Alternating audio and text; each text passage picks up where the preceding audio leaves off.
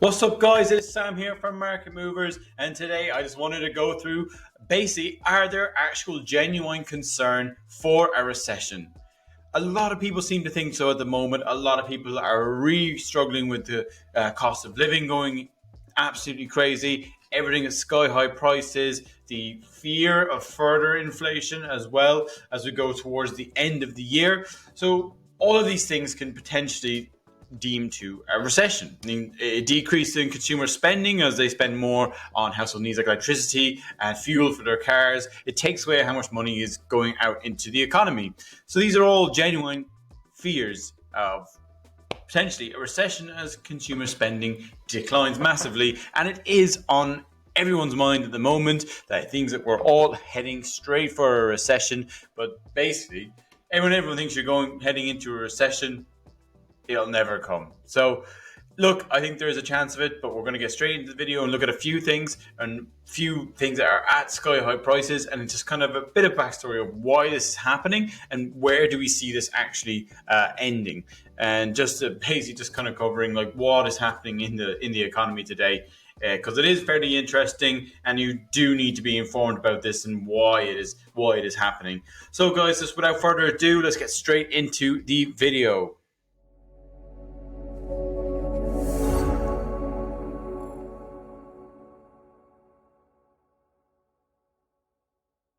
So guys, where people are seeing that they're actually getting hurt is in the commodities section. So commodities is just basically everything that we buy, everything that we use, and it's more of a needs-based than like a wants-based kind of business, unless you're kind of getting into some of the precious metals that make all electronics and blah blah blah.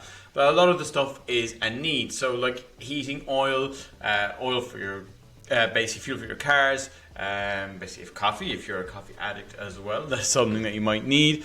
Also, like you're looking at like there's coal, heating oil, natural gas. They're all things that we do need. And of course, building materials, you're looking at like iron ore for steel, you're looking at lumber costs, you're looking at all them sort of things to do with glass, all that sort of stuff. It's basically all gone absolutely crazy at the moment, and this kind of activity in energy going extremely high, it takes away from how much a consumer can spend on their day-to-day business, how much they're going to spend on holiday, where are they going to buy the next technology thing. So say you want to buy the next phone that you want to buy, it's €1,000, but you've had to spend say an extra 200 on necessity bills this month. It's going to take you longer to be able to get to that point where you are purchasing this item. So look, it's things like that that are basically creeping up on people. And it basically does depend, like when consumer spending goes down, there's less money in the economy, people are tightening their belts, and it just doesn't get put out there. So if you're going to look at like natural gas, this is like the last 5 years of data on natural gas. It's pretty much at the highest it's been in for years and years and years. So this is basically driven on from the political stuff that's going on in Russia, and it's more so affecting Europeans as they're more dependent on Russian gas. So this is basically driving inflation absolutely crazy in this sector, and this won't be resolved. Like, so basically the options that we do have in Europe is to take it's like liquid gas, and they could take it from like Qatar and the Middle East and stuff, but then we don't have any processing plants for it, so they'll have to be built. If we completely ditch Russian gas, they'll have to be built, and that takes years and years and years. So this situation, look, I don't really see how it ends. I don't want to get too political on it, but yeah, so these things we're going to be paying a lot for the foreseeable future until that conflict kind of comes to the end of its tether. And then you're also looking at crude oil. So crude oil, Brent oil, the one that we're looking at here, like it's basically gone up crazy in the last few months. Everyone's seeing it. Petrol pumps, your price is going absolutely crazy, and it's happening all over the world. Here in Ireland, the government has taken some steps to try and bring down the prices of it, reducing some of the VRT on it. They're trying to postpone some of the carbon tax that they were going to put on it.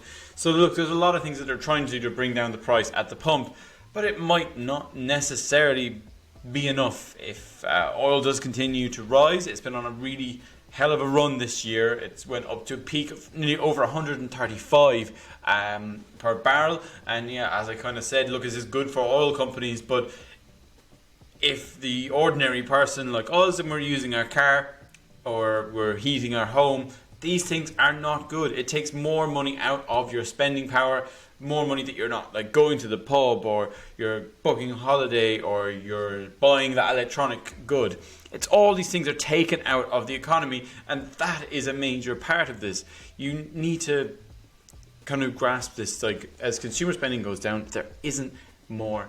There's less money, in the economy that makes everyone like a beneficiary of a good economy. So the more money that's spent on necessities like these it's just the worse it basically does get. And so look, it's reduced from where it was like over the 130 mark because of lockdowns in China. So basically demand in China has gone down.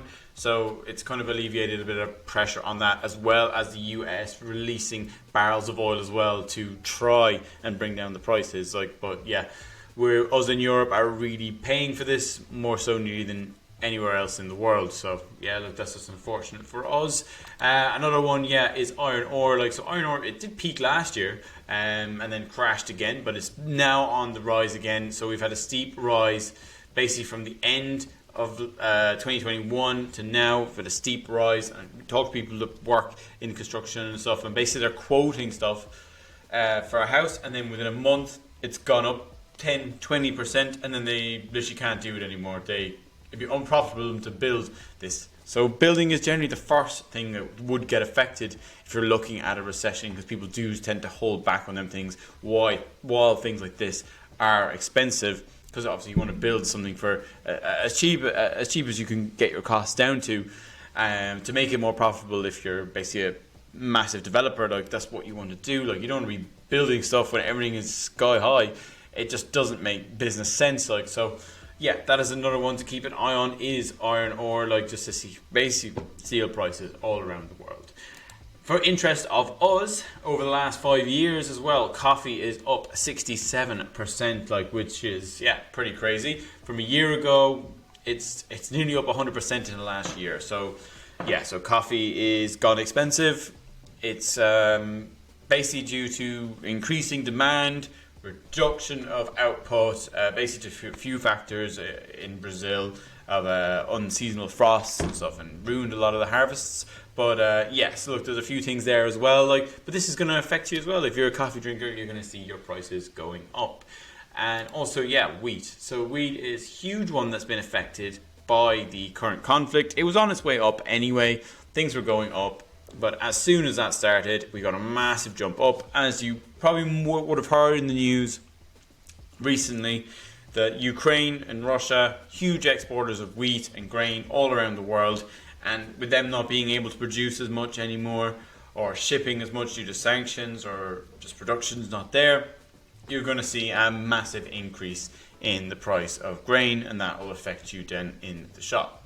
So, like, what it is basically the monthly inflation rate. You're looking all around up till February. These are all outdated numbers now. Like, so you're looking at US 7.9, Germany 5.1, Eurozone 5.9, France 3.6. But yeah, all of this stuff is basically from March's numbers. There's like 8.5 in the US, like 7.5 in Germany, 7 in the UK, and I think it's around 6.9% in Ireland, which is pretty high as well.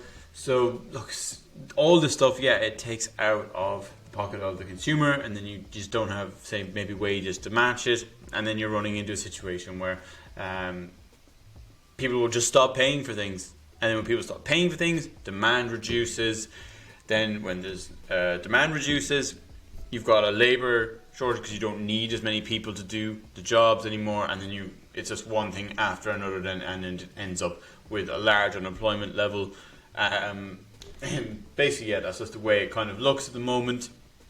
As well, if you want to look at house price inflation, jumps to a 7-year high of 15.3% from a year ago, which is pretty crazy as well. Like, so this stuff is not to be ignored, and I think everybody feels this when it really affects them, especially a lot of people know they like to have the situation of owning their own house, owning their own property.